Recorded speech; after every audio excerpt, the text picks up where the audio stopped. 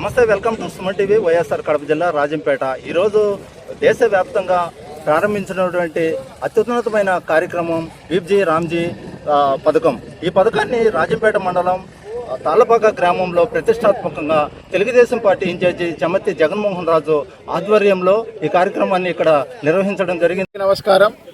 ఇటు కేంద్రంలో కానీ అటు రాష్ట్రంలో కానీ కూటమి ప్రభుత్వం ఏర్పడిన తర్వాత ముఖ్యంగా పేదల్ని ఉద్దేశించి అనేక సంక్షేమ పథకాలు పెడుతూ ఉండడంతో పాటు వాళ్ళ ఇంటి ఖర్చులు తగ్గించే విధంగా ఒక పక్క ధరలు తగ్గించడంలోనూ ఒక పక్క సంక్షేమ పథకాలు రెట్టింపు ఇవ్వడంలోనూ ఇన్ని రోజులు సాగిన తర్వాత మరింత చేదోడు వాదోడుగా ఉండాలన్నటువంటి ఉద్దేశంతో కేంద్ర ప్రభుత్వము రాష్ట్ర ప్రభుత్వము కలిసి ఎన్ఆర్ఈజీఎస్ ప్లేస్లో బీబీజీ రామ్జీ అనే పథకాన్ని ప్రవేశపెట్టింది. ఖచ్చితంగా ఈ పథకం పేదలకు ఎంతో అందుబాటులో ఉంటుంది.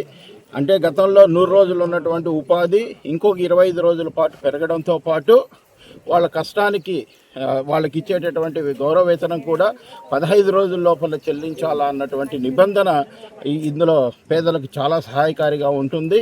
అలాగే పేదలతో పాటు ఇక్కడ ఉన్నటువంటి పనులన్నింటినీ కూడా వ్యవసాయ పనులకు అనుసంధానం చేయడం వల్ల అటు రైతులు కానీ అలాగే పంట దిగుబడులు కానీ అలాగే ఆఫీసులకు సంబంధించినటువంటి అనేక అభివృద్ధి కార్యక్రమాల్లో ఈ పనులు జోడించడం వల్ల రాష్ట్రం అభివృద్ధి చెందుతుంది. అంటే ఈ పథకం అనేటటువంటిది అన్ని వైపుల నుంచి ఆలోచించి ఆ సమాజంలో అందరూ అభివృద్ధి చెందాలన్నటువంటి లక్ష్యంగా చాలా అద్భుతంగా దీన్ని రూపొందించడం జరిగింది.